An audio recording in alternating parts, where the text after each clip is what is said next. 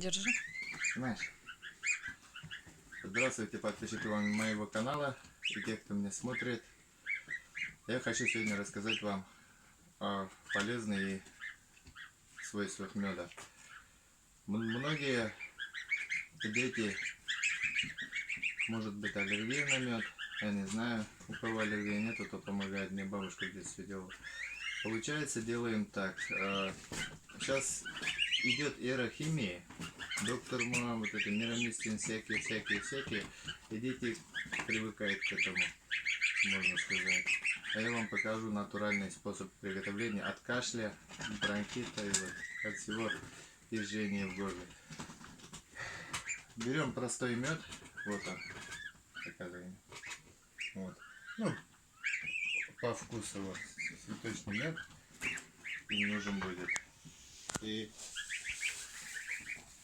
сейчас.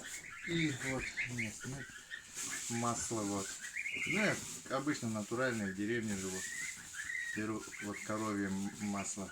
Вот чуть-чуть надо, получается. Вот. Бросаем сюда. Многие говорят, что мед, когда топишь, ну, при нагреве получается этот, как сказать, свои свойства теряет. Ну, я не знаю, вот в детстве делали, помогало. С медом он как будто особый этот дает. Вот, у кого-то острый кашель может быть. И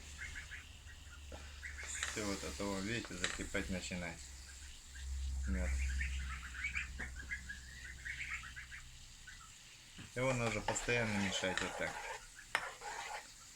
Потому что сейчас вот эти знания предков утеряны. И, можно сказать, бабушка, у кого бабушка была, может, и делала. Делаете, помогает. Получаются такие леденцы. Сейчас я вам покажу. Масло растаяло.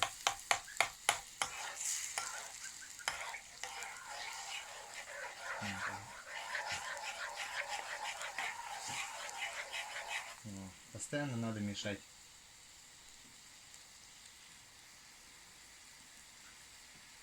На паузу нажми, пока это длинное видео.